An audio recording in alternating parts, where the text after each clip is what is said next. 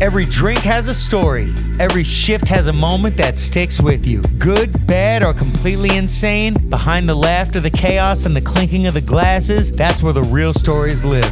This is Bartender Bangaz, where we pour out the truth straight. No chaser. Yo, what's up, everybody? Welcome to Bartender Bangaz, where we're shaking it up, pouring it out, and drinking it back. This week, we are joined by our first female guest of the series. She is the reigning Miss Island of Fire. If you've been to a bar in Long Island, she's probably worked there. The beautiful, the amazing Meg Kent. Let's give it up for her. Welcome to the podcast, Meg. Oh, thank you, Mark. Love you. Before we get started, I did get you a Christmas gift. I knew she was going to do something. Oh, my gosh. Oh, no. Oh, you. This is how we're starting this off. A savage Ice animal. Never gets old. It does not get old. Let me do this. You get and on the knees. He's used to being on his knees. Woo! Wow, I'm impressed. It's probably warm, so like when they're cold, it's a nightmare. It's still burned. Wow, that was so good. Oh, that's fucked up. Yeah. And I love it. I kind of knew it was going to be a little fucked up. Exactly what I would expect from you. Oh, my God. Iced. Damn, that is... First time. Classic. 7 episodes, 1 ice. So now you can see what this episode is about to be. All right, so starting this show off, I've never been iced before, so that's incredible. But we like to shoot your credentials out to the audience. Tell them where you've worked, how you got started in the bar business, and why your opinion today matters. I started my first job it was at a bar called O'Reilly's in Oakdale, and I was about to be 16. I went in just for an interview, and the server didn't show up, so it was very much so like sink or swim. Hi, welcome, you got a job. Never been in a restaurant, really. So I started waiting tables and became a server at 16 and kind of moved up from there.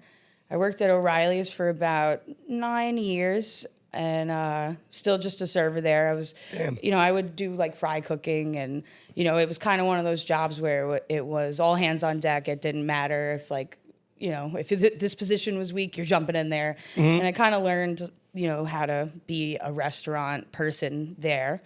And then, I went to Fire Island. I worked at CJ's, the original CJ's with the old owner, JT, God rest his soul. And I got a job at Hauser's, and I was a server there. And one Tuesday, so Monday night is dart night, and it's kind of like a big thing over there, as you know. Out in Fire Island. Out in Fire Island. Fire Island, Ocean Beach, New York. So it's, it's first dart game probably starts at 11. The last one ends at 3:30, 4 o'clock. So, I show up to work on Tuesday. I wasn't on the team, so I went to bed pretty early, and the bartender never showed up. It's like 1 o'clock now, and the owner, his name was Alan Stillman. AJ Stillman. God, he also passed away. So rest in peace to him. He was like, I'm not sure if I really want you behind the bar. I haven't had a woman bartender in close to 10 years. And I'm like, well, I worked at CJ's and I kind of spoke well and handled myself well and snuck myself right behind the bar, and it was a game over since then. And that was about 13 years ago now. So you've been in houses for 13 years. Oh, man, yeah. Wow, you hear that out loud. I'm like, oh, no. But, yeah, 13 years. Hauser's is a wonderful place. Most of the employees have been there for over a decade. Yeah, I feel like there's no turnover there. Everybody stays. We love it there, and we love you guys. We love our clientele. Everybody there is a regular, basically. Yeah. And even if you aren't, they act like it. Yeah. And Hauser's is that kind of bar, like a home feel. You're comfortable there. It's that dive bar that all the locals, everybody can go back to and you feel like so comfortable? I heard it like the first time a few years ago. Somebody was like, we're out in Ocean Beach, and they're like, come on, guys, let's go home. And I'm like, I don't want to go home. And they're like, no, Hausers. Hausers is home. It's home, yeah. it is. definitely has that feel, like family. And then where are we at right now? Grafton Street Irish Pub in Hauppauge. It is woman-owned. It is authentically Irish-owned. The women are from Dublin, and they do a lot for the community. This is basically like a true local community pub. Are you Irish? I am. I'm Irish and English. Because when I see you, my penis is Dublin. Hey, I'm going to tell them that, actually. But this is this bar does so much for the community. It does a lot for the Hauppauge School District. They do a lot for the local fire department. This is that type of bar where, we see you pull up in the parking lot, your drink's waiting for you. Yeah. There's people that come here 6 days a week. They keep the lights on. This is like one of those where you celebrate your birthday, or we're like, how was your mom's surgery? Or did you get that job? Like, this is this kind of spot. And you could be here once, or you could be here 10 times, and we'll treat you the same. Right. We have one guy named Joe. He's probably in his 80s, but he comes here Monday through Friday, same time, 12:15, same stool, in front of the TV. He plays his quick draw. We put on his TV channel. He gets the same soup, the same burger.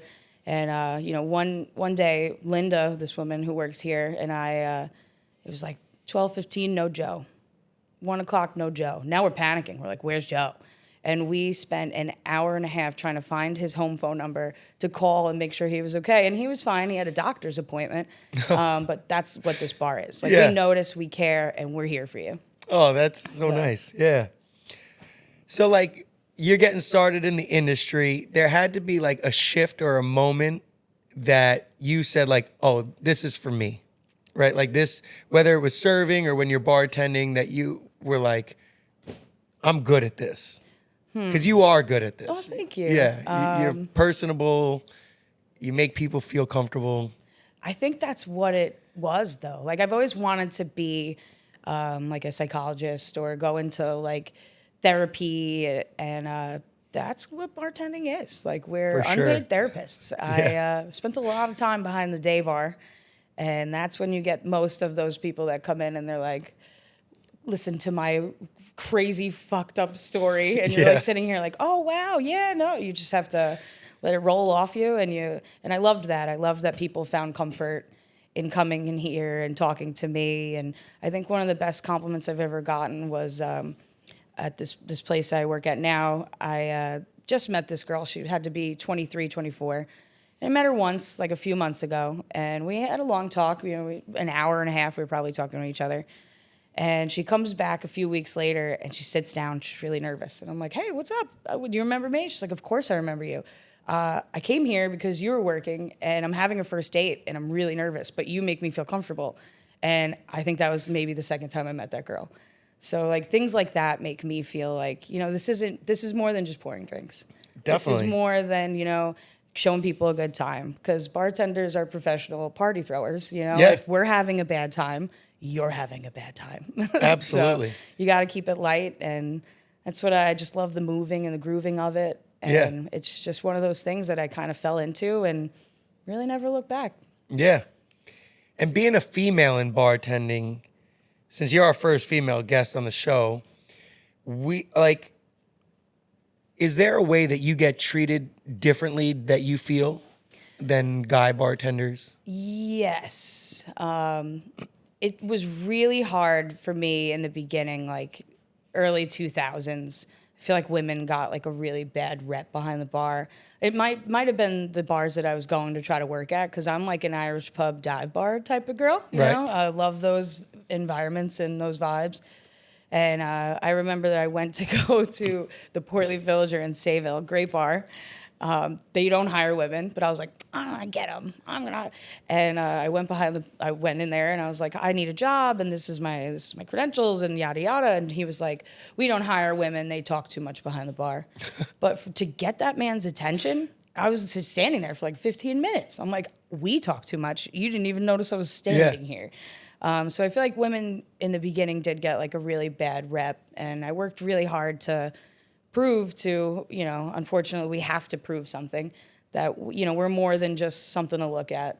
And we have to, sometimes in some situations, we have to work 10 times harder. Yeah. I can't have those 3 shots, because if I'm a little drunk behind the bar, I'll probably get blamed for, things like that. You're going to get judged. And then, of course, you have those creeps. A lot of men aren't hitting on other men. I mean, they might. I would like to see that. Depends which bar you work it at. depends where you're going. But yeah, it's a little different to be a woman behind the bar. Plus, you gotta care what you look like. Like I've been pretty hungover on Fire Island trying to go to Hauser's. Like, can I just go like in my pajamas? But no, you have to like look a little better. Right. Nobody wants to stare at a frumpy person behind the bar. You always got a smile on your face. You're always welcoming. That's one of the things too. Like being a bartender, everything that happens to you stops at that door. Like your dog could have died. You got a flat tire on the way here.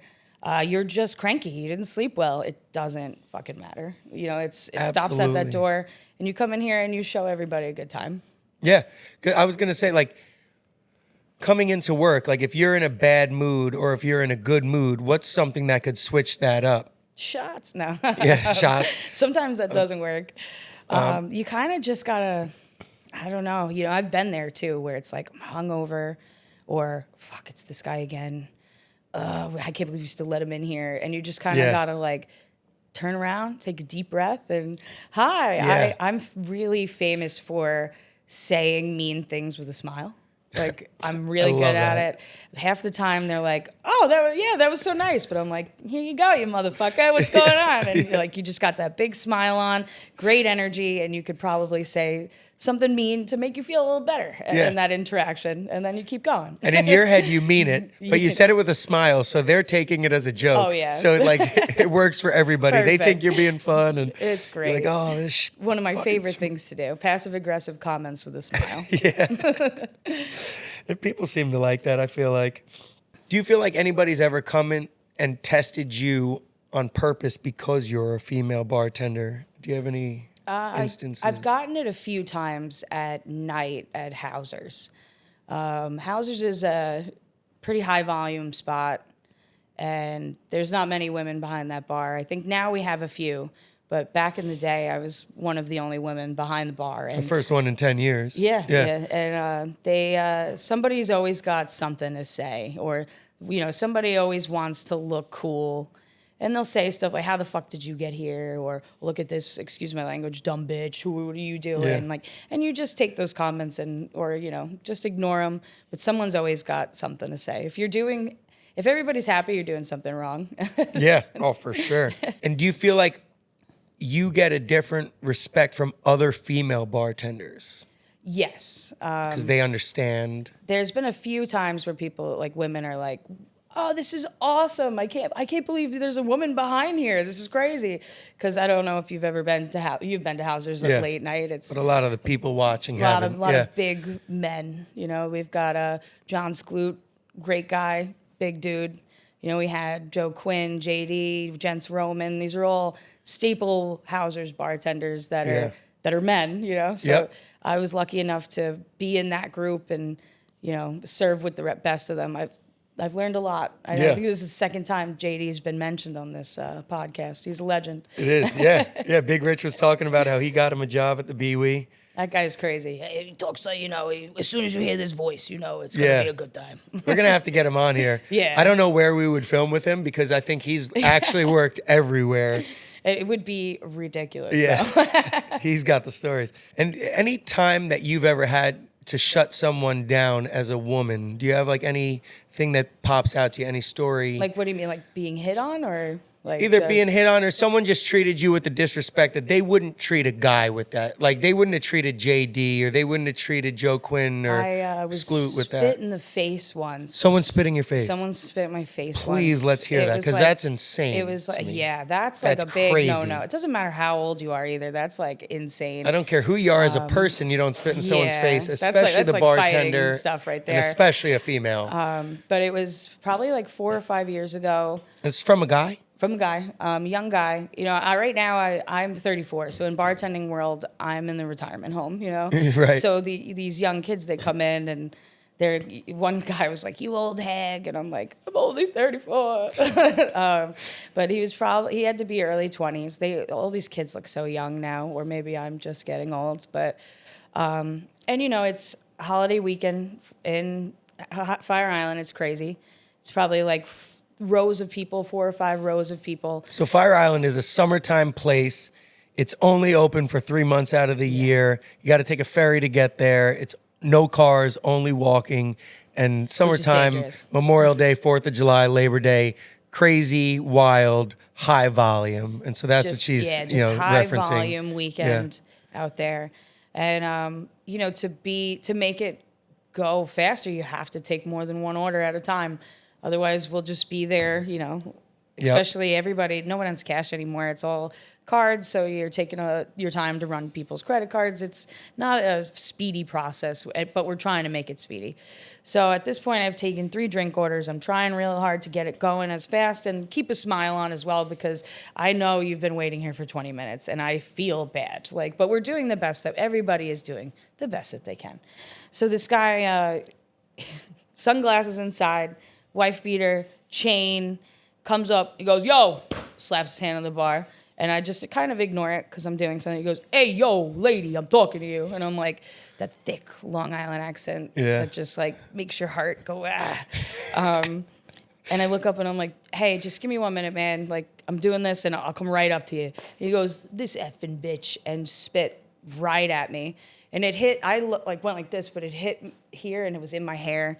And before I could react, thank God, this is why you have bouncers, that guy was thrown out of that bar as fast as my bouncer could react. Yeah. Because that's like, oh, your parents didn't teach you how to be in a bar? Like, don't you remember getting into a bar for the first time and being like, don't get recognized, just order your drink, have a good time. Like, these kids have something to prove, it seems like. That's the guy. He should have been thrown out into the side alley and maybe taken care of a little bit extra. That's crazy. It was too busy for me to even fully react. And then, after the shift when, the dust settles and it's quiet and you're just alone with your feelings, I was like, what the hell? Why didn't I react? But it was just so fast.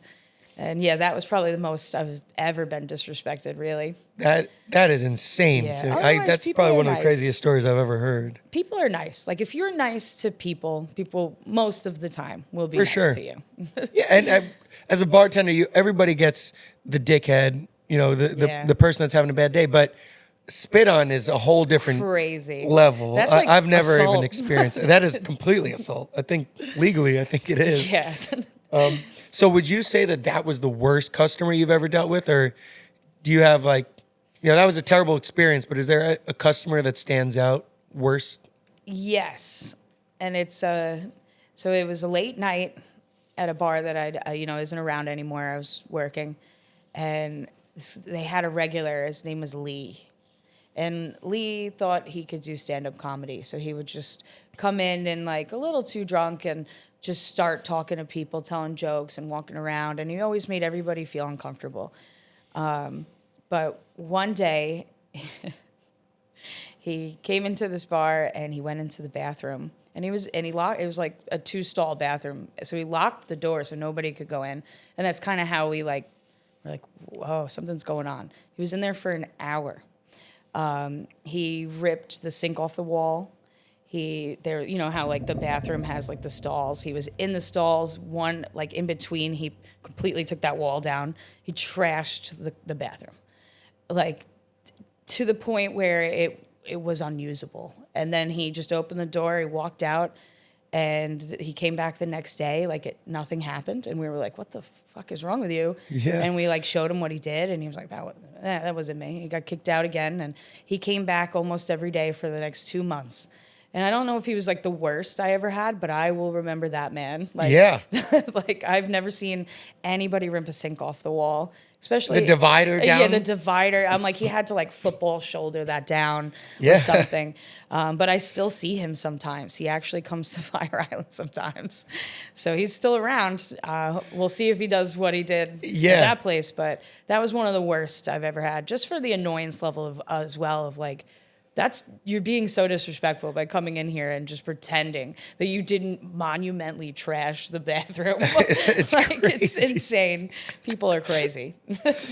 Talking about crazy people, what's a drink order that makes you nervous? Somebody orders a drink and you say, that's trouble. I mean, everybody I think so far has said the Long Island iced tea. Yeah. That's just one that I like mentally take a break and I'm like, how drunk are you? What do you look like? Yep. How many of these have you had? Like, it's just one of those like showstoppers for a second. But the one that's been hitting me lately where I'm like, is the tequila Red Bull. I don't know why. I feel like every time I've served to somebody a tequila Red Bull, they come back and they're a problem to me. Yeah. So now this is like the big thing on my head is like, oh, this guy ordered a tequila Red Bull. I'll see you in a few of our Watch him, yeah. problems. I think a lot of things mixed with Red Bull. Like, I'm a fan of a Blue Bomb. Like, you know, what we do, like Fire Island, that's our handshake, Yeah. basically. But things I mixed actually with don't drink Red Bull. Yeah? I do my bombs with ginger ale. Good for you. Yeah. You know, it's too much Red Bull after a while. And that stuff's terrible for you. It's It's crazy. but also I think tequila's an upper. Yeah. Right? It's the only alcohol that's an upper. Yeah. And Red Bull's an upper. Yeah, it's just So it kinda bad makes sense combo. that would be a It's troublesome crazy. drink. And like everybody who's like, I've served too many tequila Red Bulls. Someone I've worked with has come back to me and been like, "That guy's a problem," and I'm like, "Oh, okay. This has to be the new drink that's a problem." I don't really get too many Long Island iced teas anymore, and if I do, it's like you're profiling them. Like, you're Yeah, like, yeah, yeah. You looked like you were gonna come up here and order that, You're either young or or just trying to get the biggest bang for your buck. Yeah. You know? Which is just not it. That's not it. Yeah. Drink what you enjoy. Don't you know? Besides the guy, you know, that you just talked about, anybody else that you've had to kick out? Any other stories that stick out in your mind? People that you've had to kick out over the years that are just, we've all had to. You know, I am lucky where I mostly don't have to do the kicking out, but there was a group of people actually that I had to kick out. I'm not going to mention the bar because I don't think the bar knows this about itself. This bar is still pretty popular, great place, amazing food. I worked there for a majority of my life too, probably. And I was a bartender there Friday nights, and every second or third Friday night was like an unannounced, unofficial swingers night. Like no one that owned the bar knew that this was happening. The bartenders caught on a little bit. I caught on because I was serving them. But there was about 15 couples. They would come into this bar every second or third Friday, and we had live music, so they'd all have the band. And you know, at first I'm like, oh, well, this is so nice. I don't have this many friends, like couple friends, like they're all hanging out. And then I'm like, wait, oh, wait. And then you kind of caught on. You're like, oh, shit. And then eventually, you know, I was there for years. And they did this for years. I got to like talk to the head couple, I guess. And they called it the Boaters Club. It was, this is the Boaters Club. We come here every second or third Friday. We listen to music. And then we rent a wing at the Comac Motor Inn.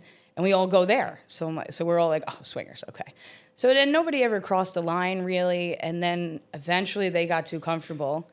And the two head swingers, I guess, they started to like be a little too comfortable with me. And then I'm like, okay, I'll roll this off. We deal with a lot of stuff, I'll just won't make direct eye contact for too long and keep going. And so, it's probably one of like a winter Friday. The swingers club is in full swinging mode, and they're all leaving. And the two boater club members, the people that were leading everything, they come up to the bar. They're paying their tab, and the woman's hammered, and she's like, "You should come back with us to the boaters club." And like, I was just like, "I don't have a boat." And she was like, "You don't need a boat to lick this pussy." Sorry, very crude language. But after that, I was like, I think that these people have to leave. And I was the one that had to physically remove them and be like, I'm sorry, you're not welcome back here. But that was the only time I really had to kick anybody out. And if I did, I'd just tap the next bartender and be like, hey, can you deal with that? You know? So you kicked this poor lady out for shooting her shot at you. 15 swingers out. They'll remember me. The motorboating club. The motor, that was great. But yeah, I was like, I don't have a boat. I can't hang out with you guys, but you don't need a boat to be in the Boaters Club. If anybody runs into those guys. Yeah. Shout out the Boaters Club. But yeah, I think you guys need a place to hang out, sandbar in the summer. Well, so then I was going to go into like, you ever get any weird pickup lines? That was the weirdest one, I think. You answered that question. I was completely taken back. Like, what? Yeah. Over in Hauser's and any other bar you've worked at, but I know like Fire Island is a lot of high volume and craziness, and we do get a lot of underage kids trying to come out and party. Any like fake ID stories that you have, like that you like some kid just wouldn't let up or something, you know? I have a picture of it on my phone. It was my background for a while. This kid came in. He was 23, so he was legal, but he had his grandfather's ID. So like you look at it and it's like this old man with gray hair, and I think he was 89 on the license, and this 23-year-old kid is like just like kept handing it to us, and we're like, no, this isn't you. Like this might be your grandfather. But I think he either didn't care or was like too drunk, but like just trying so hard to, no, this is me. What do you mean? I'm definitely of age. Like, yeah, you are. You're 89 years old in this picture. But that's you know, great. there are people that, I mean, as soon as you get like a New Jersey or Virginia, out of state licenses, you're like, for sure. Some of them are so bad you could like peel the sticker off the front. We collected so many one year at Hauser's that we were thinking of making like a wall.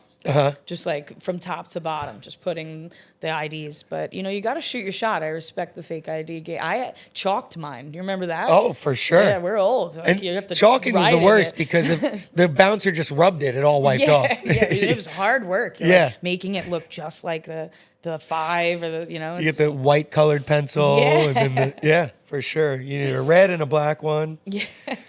Any drinks that you feel should not exist that do exist? I mean, I hate making mojitos. I love maybe to drink a mojito in the right environment, but oh my God, who discovered this and why? It's not even that hard to make. It's just one of those things that I'm so deep-rooted hatred against that, oh, can I get a mojito? And I'm like, mother! I'm like, muddling.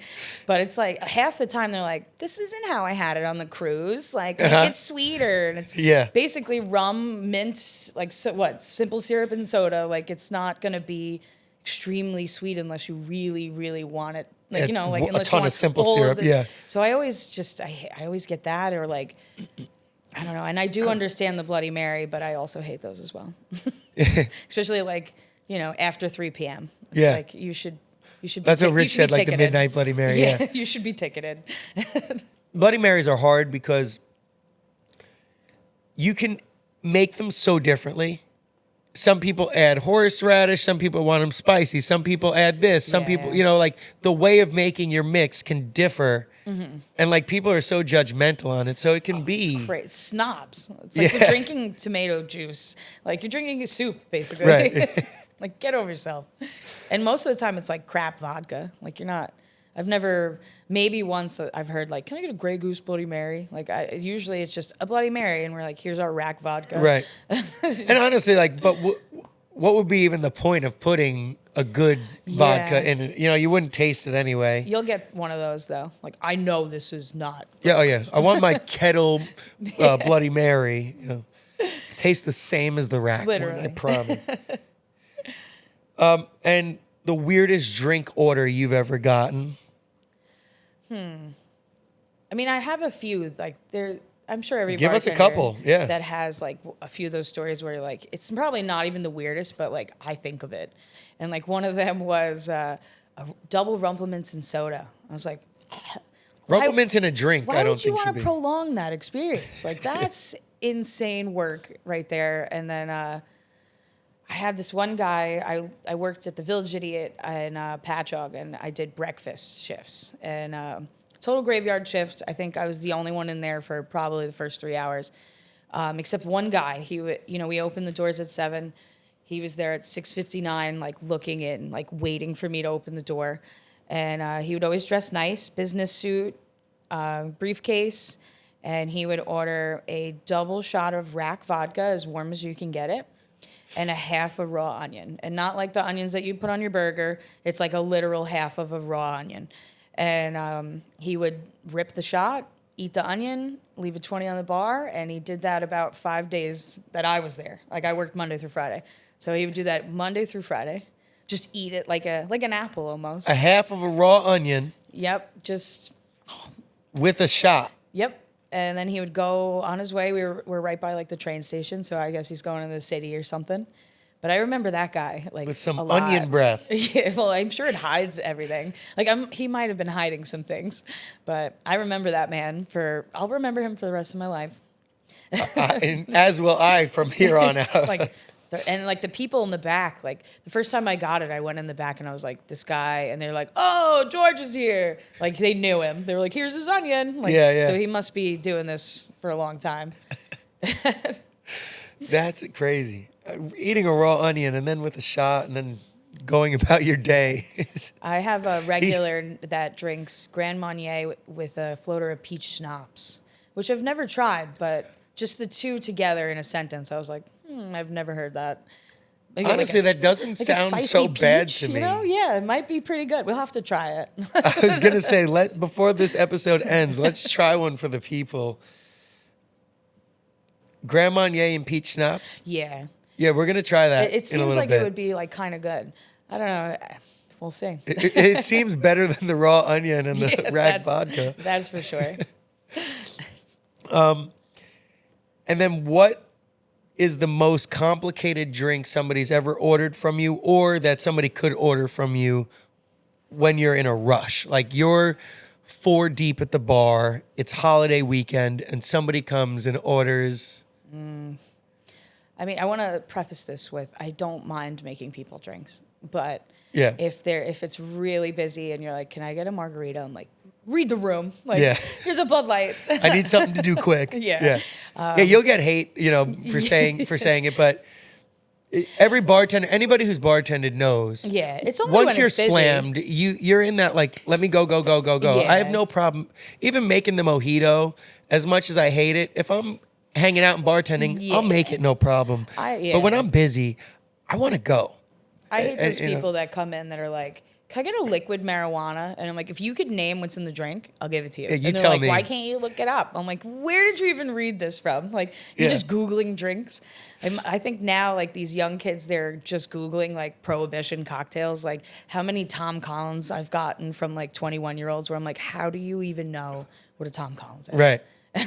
But that's like the way of the world. Just Google it, and you should be able to give this to me. Read it off the phone and make it. And I'm like, nope. I saw it on TikTok. You can't name what's in a liquid marijuana, or if your drink has 10 ingredients, you're gonna have to go to a mixologist. Yeah. I am a dive bartender. It's funny. You're answering questions before I even ask, because I was gonna say, like, is there any drinks that like social media or like TikTok has made popular that like are kind of ruining the job for you? I think I've gotten the liquid marijuana like 4 times. I still haven't made it. I don't really know what's in it. I imagine it's like pineapple juice and something to make it green. Yeah. Like Midori. I don't know. But yeah, that's one that I'm like, you saw this online. Or like someone, like one kid was like, I read this blog about an old fashioned. I'd like it with gin. And I'm like, that's not an old fashioned. Like people are just reading things now. Yeah. But which is cool. I want you to explore, but sometimes it's annoying. Yeah. Drink what you like. You don't drink what like what you feel read is about. cool or have you ever refused to make a drink? Yeah, a few times. I feel like no. Honestly, I'm the one on the staff on the team that will have to make the drinks that they refuse. Like, like I work Saturday day at Hauser's in Fire Island with my my battle buddies, they're Billy Sasso and Jens Roman. And it always gets busy around the same time. And we'll be like the blender's broken type situation. But there's always this older gentleman who comes in and from the back of the line will be like, mudslide. And like Jens will be like, Billy's like, I'm not doing it. So I'm like, fuck, I'll do it. And like, that's always me. Like, I'm always like, let's just get this over with. Like so I'm just the one that they pick to do it. Cause I'll just do it, and I'll be annoyed at the moment, but then that moment gets over and you're like, here's your mudslide. I actually really wanted you to like this one. Then it becomes like, I tried. I'm going to really try now. But the mudslide's always great to like trick yourself into drinking. Yep. That's always a fan favorite of mine. I love that you said that the blender's broken because I feel like every good dive bar, the blender is always broken. It's like the ice cream machine at McDonald's. Yeah. Oh, yeah. Right? It's just always broken. Nobody really wants to do it at the dive bar. Yeah, well, it's hard to do in Fire Island because you have the rocket fuel. We're basically famous for that. And the Zippy cooler. You have to do it. Which Hauser's created. So that's the best Zippy you'll ever have. Yep. Is at Hauser's. It's the realest one. Yeah. You can't. It was created there by Alan Stillman. Rest in peace. Yeah. Big shout out to Alan. Yeah, it's R.I.P. But Hauser's now has, he was one of 4 bosses. There's 3 left that are going to preserve his memory and keep the place going and running the day-to-day operations. So Nice. Hauser's will still be there running and having a great time. Make sure to go to Hauser's this summer. Get a Zippy in Alan's name. Yes, and definitely. drink it. And cheers up to him. What's like the worst kind of customer to you? Like One typical. that knows your name. I can't tell you how many times where I'm like, fuck, I wish I changed my name. You're sitting there typing it in the computer. Meg! Yeah, like, Meg! Damn. The entitled customer is always the worst. Yeah. Everybody's there for the same reason. We want to get drunk. We want to have fun.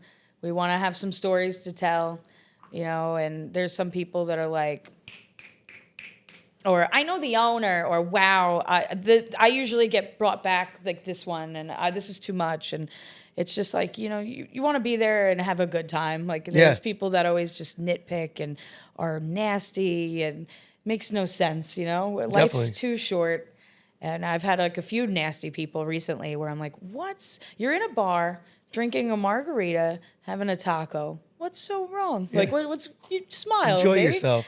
But the entitled or like the rude, it's, if you don't want me to be rude to you, then don't be rude to me. I'm very big on the lesson that we all learned in kindergarten. Treat people how you want to be treated. Yeah. That's it. Golden rule. Yeah, you can go far in life with that rule. Do unto others. But you always have that one person who knows the owner, or this is a little too weak. Can you make this stronger? It's and it really depends on the day and that how you are as a bartender feeling like. Sometimes you're okay to deal with it. Yeah, sometimes you're like this. Why is this annoying me so much? Yeah. It's just dealing with the general Not in the public. mood. Yeah. You think people understand how bartenders make money?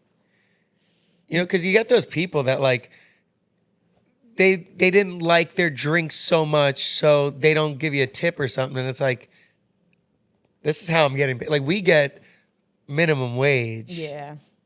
And like below minimum wage. There's a different minimum wage for people in the service industry. Yeah, definitely. I actually don't think people, if you're not in the industry, you don't understand it. You don't. Yeah. Like I've gotten a lot of comments like, oh, I'm supposed to pay your rent and like things like that, where it's like, you're not just paying for me to make you a drink. Like if you're sitting down and you're speaking to me and like, if you're sitting down and talking to me, we're not just like, what's your favorite color? Like you're going to leave this experience with like, oh, I can't wait to go back and visit Meg. She's so funny. Or like, oh, I'm going to remember that story forever. Or, we were just talking about this, the lobster luges. Like that was like a random person. Like, and that person has come back and has been like, I will always remember you.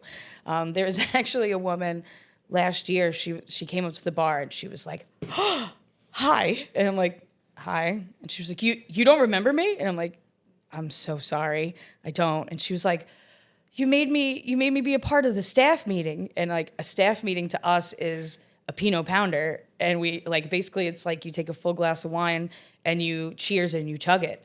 And I just picked this like random woman and be like, come on, you're in the staff party. And like, she did it. And she was like, I've been waiting to come back here for 3 years. She lives in Virginia. She was like, I have not stopped thinking about you.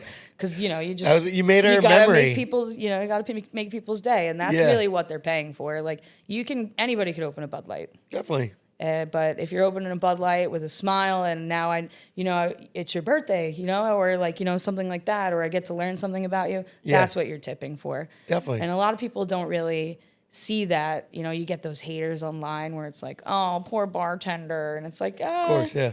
Yeah, we picked this, but it doesn't mean that you have to make it hard for us. Definitely. And you can appreciate, like, me serving somebody a beer, it didn't consist of me just picking up a beer and giving it to you and bringing it in.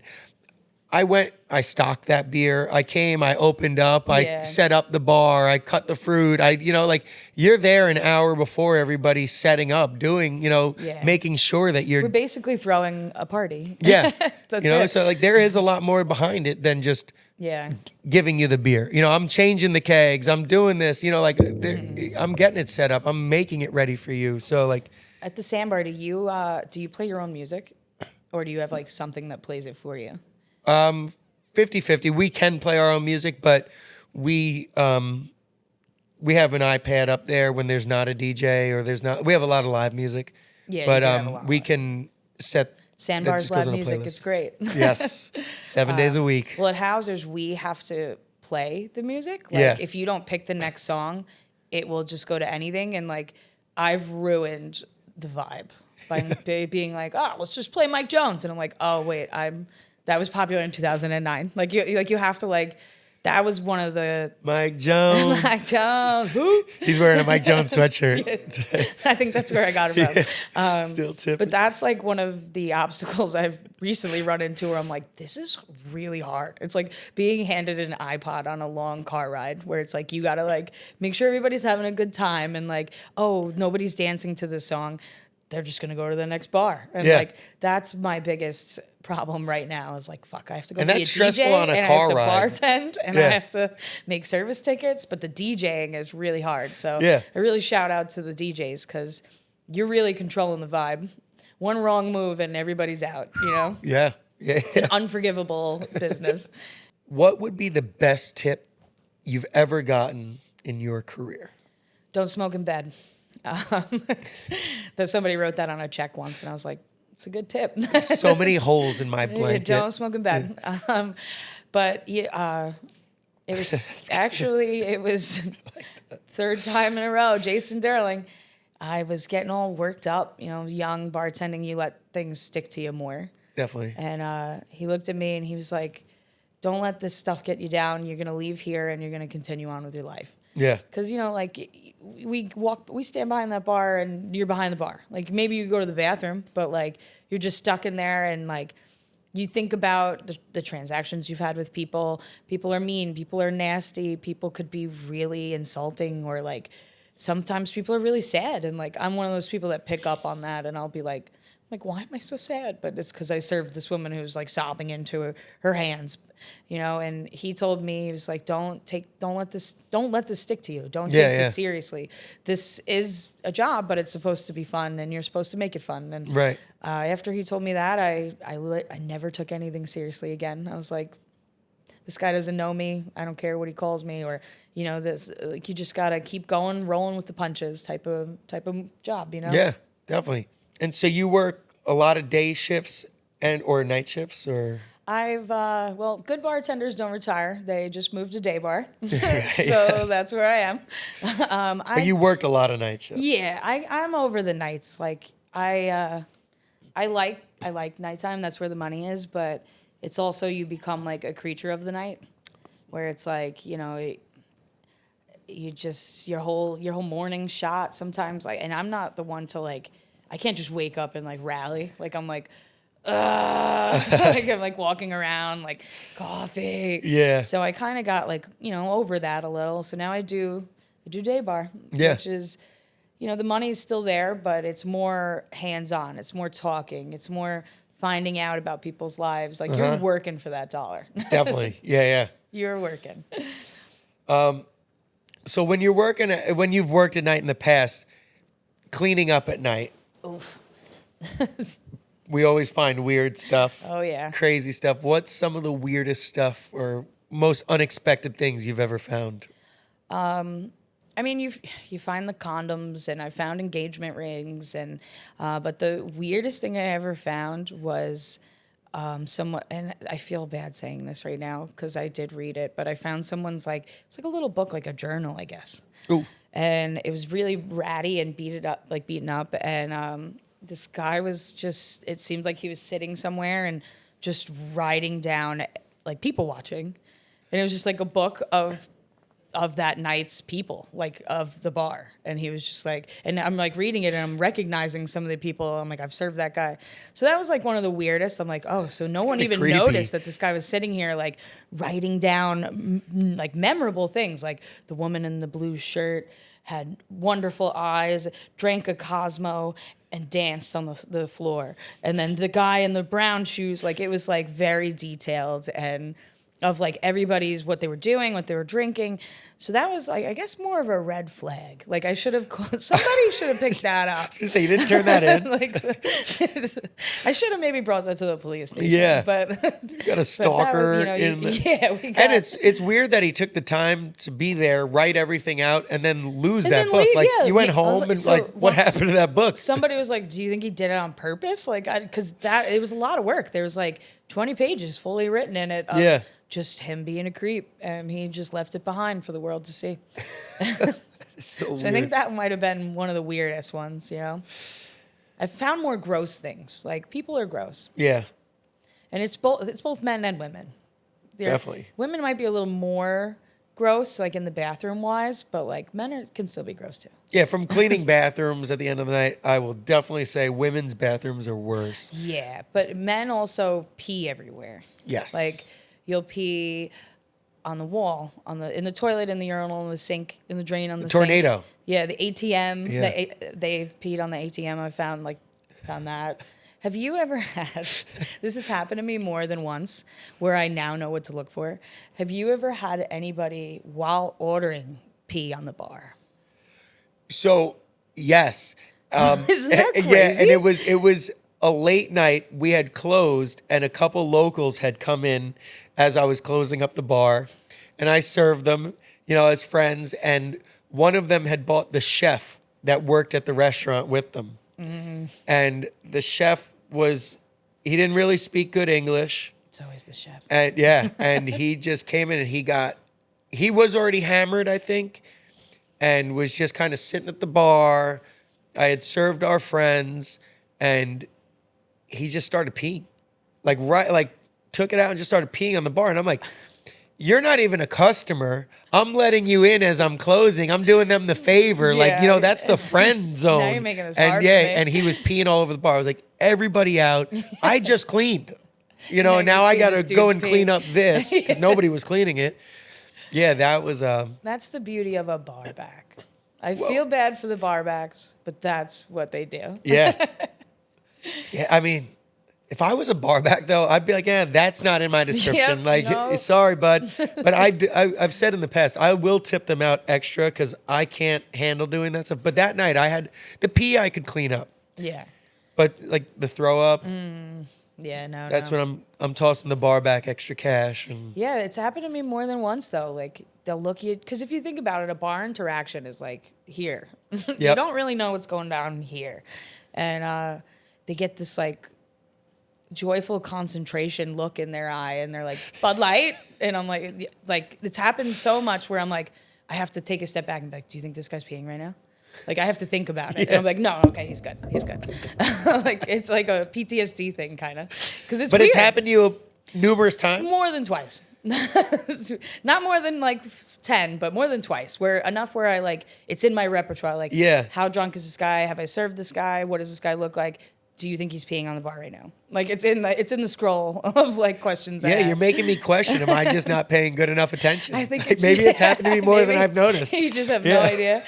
I've caught like guys peeing on like the pool table. Like, men will just pee anywhere. Women will absolutely destroy the bathroom. Yeah, Like men are just peeing. They're not like where we can get it taking out. their bodily fluids and wiping it on the walls like I've seen. Like Women. It's just gross.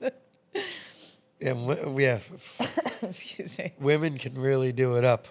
Shout out to you girls. Yep. Shout out to us. You've definitely had a lot of fun, memorable stories. And I've been a part of a couple. I know before you brought up the lobster luge. And that's something that I learned about this summer when I ordered a lobster at Hauser's. Yeah. And one thing that we did was I ordered a lobster, and Meg said before we put it in the pot, we had to go in the back and take the lobster and luge and drink your beer off of its tail. No lobsters were hurt in this. No, I mean, that lobster was going in the boiling Before. pot. Yeah, you know, he having a little I bit don't of need beer Peter pouring coming down at his me. tail wasn't But yeah, you call it the lobster luge. You take the lobster, you flip it over, and you pour, usually it's a shot of Rumpelmans, but you pour the shot and it goes down the tail and directly into your mouth. It's like a nice little I live wish I knew funnel. that it was just a shot of Rumpelmans then, because you made me do it with a Sun Cruiser, and it was a lot of That's a lot of liquid. coming off it a lobster. It's sandy too, because there's still kind of like sand. Yeah. So it's like gritty. Yeah. Oh yeah. It's got a funny taste to it. Yeah. but And then another story I wasn't there for, but I saw on your stories, and it sticks with me. And I tell you this all the time. But you got to tell this to the people. You did a shot out of something that blows my mind. So, Well, kids, don't do anything you don't want to talk about 10 years later on a podcast. I'll let you know that right now. But so the Kismet Inn does like a all island bar crawl. It's like only the guys. I think it's like a staff party. It's called like Skywalk or something. And they start from Davis Park, and they drink, you know, they walk from Davis to Kismet, and they drink at every bar. So Ocean Beach is kind of like in the middle. So their personalities are pretty tuned up when they get to us. and so Davis Park is a town on one end of Fire Island, and Kismet is a town on the completely other side of it. And it's about 10 to 15 miles, and people will walk from town to town and do a bar crawl. That is a long way. Yeah. But so, you know, the Kismet guys come in, and I'm going to leave this guy's name out just in case, but he was, him and his buddy were like, we're halfway done, and we've been trying to get anybody to take a shot out of this guy's fake eyeball, and no one will do it. And I'm like, well, stop looking. I'm right here. You know, let's go. So he, right then and there, popped his eye out. I put it in a little seltzer water, disinfect it. And I poured a shot of Jameson into it and just ripped a shot out of that guy's fake eye. And put it back in the seltzer water, disinfected it for him. And he just was like, bloop, and went on his merry way. I don't know if anybody else did it, but a few years later, somebody's at the bar, I'm serving him, and he goes, I'm looking for somebody. My buddy told me that this girl took a shot out of his eyeball, and I like really need to find her. And I'm like, hi, Meg Kent, nice to meet you. But I didn't, so you weren't there. I thought you were there. At that moment in time, it was just like me and the eyeball. Yeah, like I'm no sure. one else was around. But No, yeah. I wasn't there. I saw the video of it, because there is video evidence of this, because I wouldn't believe it if I heard it. And it blows my mind to this day that some guy popped his fake eye, out of his eye socket. You disinfect it, you take a shot out of it. And this is all on video that you see him clean it off and pop it right back in. Yep, and then he was like, "Can I get a Zippy?" I'm like, "Here you go." All I Enjoy could the think rest of about, your like, how crawl. much it would hurt to get a little bit of alcohol in my eye. Oh my This God. guy, you just did a shot out of his. It's crazy. That was amazing. But that's one that people will come up and like talk to me about it, and I'm like, I really didn't even know you were there. And, like, honestly, for that split second, it was just me and the eye Yeah. in the room. There was nobody else. The eye of the beholder. The eye of the bartender. Yeah, serious. So that's a perfect way to get into the next segment of rapid fire questions. Uh-oh. And our first question is shot or cocktail? I am a shot girl. I like shots and water. I so randomly became allergic to hops. I loved beer and that's all I would drink, but I was getting like hives and getting very, very sick, and I became allergic to hops. And I can't have certain like breads too. It's very weird. But after that, I was either Jameson, red wine, or Rumpelmans. So I'm either completely sober or like the drunk sober. But so I'm shots all the way. Let's take one. You want to do a shot? We don't have to. No. Okay. We got to do the let's try the Grand Marnier. Oh, and the peach. If Grand Marnier and peach schnapps. Let's make one of those quick and try for the people. A little more, right? Yeah, for sure. Right. All right, so we got the Grand Marnier. Grandma.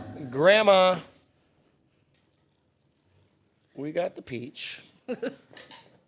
Here, I'll let you do that. I'll hold the shot glasses for us. Did I get you? Nope. Right. Perfect. All right. Cheers to the Bartender Bangaz. Let's try this out. Grand Marnier peach schnapps, one of the weirdest things she's ever gotten.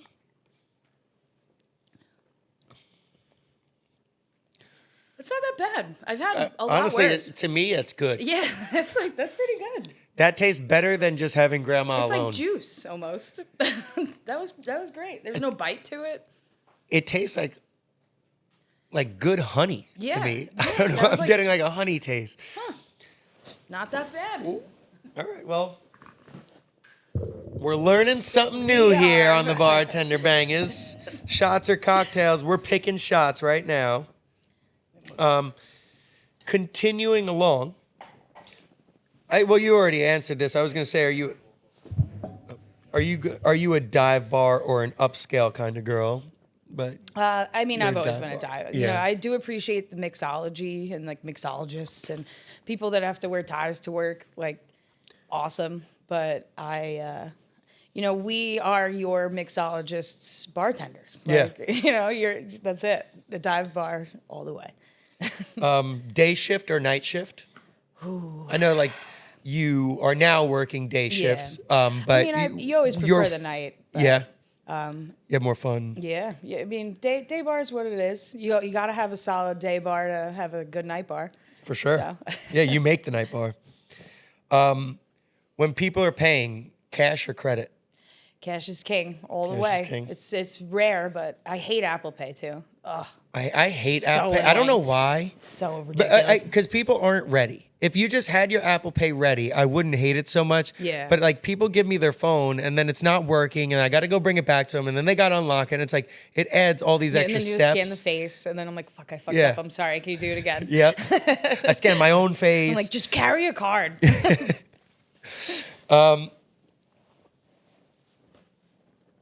Loud bar or a chill bar to hang out at?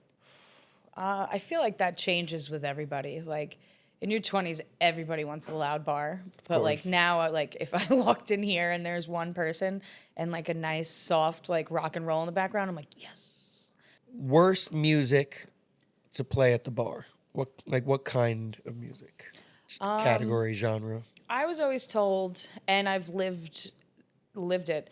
Hair metal is the one thing that shouldn't be played. Hair metal? Like hair metal, like Motley Crue. Okay. Oh, like okay. that type. Yeah. It really gets the boys going. And like there's been so many fights when like hair metal's on. And that's like the one thing I walk in anywhere and I'll be like, oh, okay. But I think it's just because it was like instilled in me. Right. But I also, if any bar with a touch tunes has seen some bad music. Oh, yeah. There was sure. like actually happened here. Bunch of young kids, early 20s, were like, thought it'd be funny to play Rob Zombie's Dracula over and over. They played it 11 times in a row, and we can't skip it. We just have to turn it off. Yeah. So it's like, and then you turn it back on, and it's like, like so. Any bar that has a touch tunes has seen bad music. And then you turn it off, and the people that paid for those songs that you're turning off are really pissed off. But Yeah. you're like, you're the one who put it It's on you. 11 times You're to the fuck problem. with me. Yeah. What would be the best bar snack? Oh. I don't know, right to my head I said peanuts, but that's not what I would want. That's just like, I mean, I always go for like a mozzarella stick, you know, you can't go wrong with Solid. that. Yeah. I think it's McSorley's. Have you ever had like the crackers and the cheese with like the mustard? In the city? Yeah. Oh, that's like, That's the oldest bar in the city, right? yeah, that's like the perfect snack for me. Light or dark? I would do a dark beer, definitely. Because that's what McSorley's is, right? Yeah, It's light or dark. That's it. Yep. One word to describe drunk regulars. Entitled. Entitled. I thought you were going to say friends. And entitled friends. We're all friends here. Entitled friends. I put a hyphen. That's one word. Worst bartender habit that you see people doing. I mean, and I hate to throw myself under the bus. I've done it too. Glass in the ice, scoop. I've done it fast. Yep. I also worked with, this is the second time that this man will be mentioned on this podcast, Pat Bishop. Used to, and he's not the only one who's done this. The inventor of the guzzler. The inventor of the guzzler would clip his cigarettes. And I've worked with a few people that would like go smoke half their cigarette, clip it, and then leave it like on the register back there. So it's like that area just reeks of like bogeys and like, yeah, that's happened. I've worked with 3 people that did that. Yeah. So that's like something that I always noticed. And then, yeah, but the glass and the ice is, sorry guys, I've done it. I mean, I think most bartenders would agree with you. They've done it, and it's also like the dumbest thing you can do because you're that one little chip. Either you're hurting someone, or you don't realize it, or you realize it and you're burning your ice. Yeah. And it's just creating so much. The one thing I learned though is like, it doesn't matter, you know, especially if it's busy, if there's glass in the ice, people don't care. Well, why aren't you serving? Like, what? The ice is right here. So I've learned to take like cranberry juice or grenadine and throw it into the ice and be like, look, you don't want this. Yeah. Because people are impatient and they don't understand. They'll be like, I don't care. I don't care. I'll get the glass. Like, I've had people say that to me, and I'm like, you will care. And then you're going to come back and try to sue me or something. Right. Until your throat's all cut up. And Yeah. Do you have a night that you almost walked out? Yes. I'm that kind of person that's like, I'm going down with the ship, you know, and I've been in a few sinking ships, and one was sinking very, very fast, and the cook walked out. It was like a full bar, 1 or 2 tables, and the cook was like, I'm done, I'm out, and he left. And me thinking like, oh no, I have to take on all this responsibility now, started cooking, bartending, and at the same time that like you're waiting as well. Yep. And it just got way too much, and I learned a valuable lesson of like, it's okay to say no, and it's okay to not do these things that you think are required of you, because it's not required for the bartender to cook. But and I just like, I had enough. I remember I stormed out of the kitchen with 2 burgers, threw them across, and I was like, I'm out. I'm not doing this anymore. And I flipped out, and like luckily at the same time, the reprieve came in and like talked me down. But you know, you can't put too much dip on your chip because it will break. Yeah, like it will. I like that. I never heard that before. Not too much dip on your chip. And then kind of like wrapping up, what would be like your big moment, your funny, craziest, wildest moment in your career?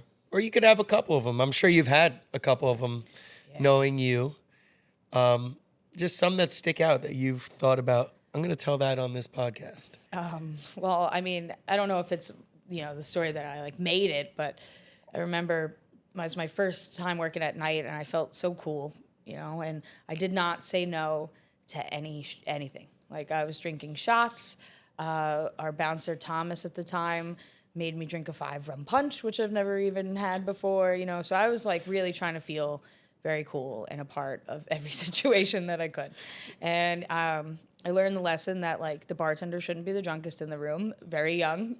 So the next day I had to open, and I come in, and I am hungover, like the worst top 3 hungover I've ever been in my life. And, you know, I'm trying to keep that positive mentality. People are coming in, they're like, oh, you were awesome, like high five. And I'm like holding back, throw up, like, oh God, I don't know.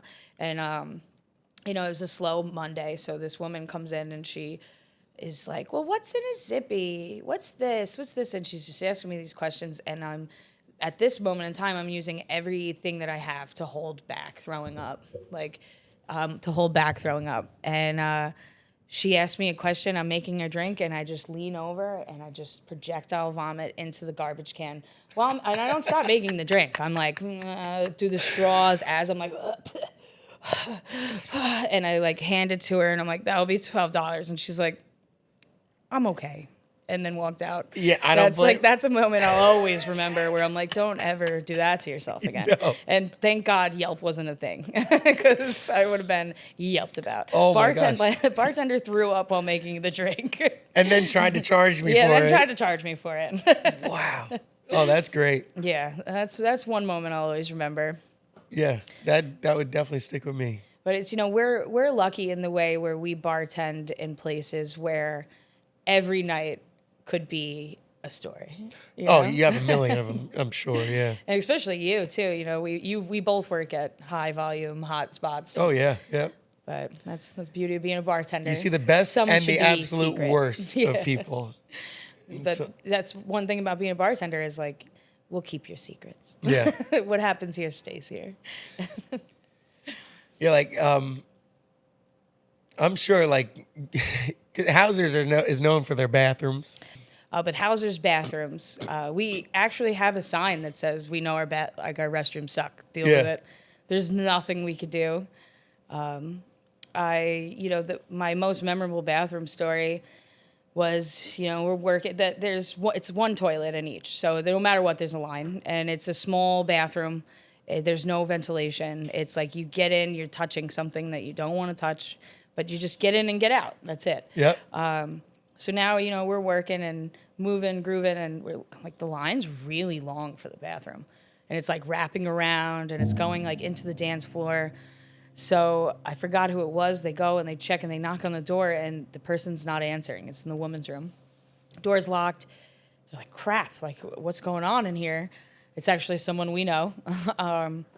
She just fell asleep on the bathroom floor, and we had to remove the whole door, and like busy pumping bar. Yeah. 12 o'clock, midnight, and you just have two dudes taking this door off to get this woman out, and she gets out, and she's like, wasn't that funny? So we're like, all right, whatever. They put the door back on. The whole ordeal takes an hour. And then she does it again. This 15 minutes later, goes to the bathroom, falls asleep. We had to remove the door again 2 times in one night. And it was like, at this point, I'm like, you're peeing with the door open, or you're ruining it for everybody, and there's no door. We're putting a shower curtain up. Yeah, that's it. There's nothing you can lock. But those bathrooms are terrible. But women's bathrooms, other places, that's how we all make friends. It's true. Oh, man. Well, Meg, thank you so much for being on the show. It's been a pleasure. You have been a pleasure yourself. You iced me. You've given us some of the best stories we've heard. Our first female, and Thanks. blessing It's an us with the royalty Yes. of Miss Island of Fire. Thank you, everybody, for tuning in to this week's episode of Bartender Bangaz. Thank you so much to the Grafton Street Pub for letting us film in here. Bigger shout out and thank you to the Miss Island of Fire, Meg Kent, for being such an amazing guest. Make sure to follow us on Instagram, TikTok, Facebook, subscribe on YouTube, listen on Spotify, wherever you listen to your podcast. Make sure to keep your weekends banging and not boring. And if you're a bartender that wants to be on this podcast, shoot us a DM. We'd love to hear your stories. Catch you next week. Peace.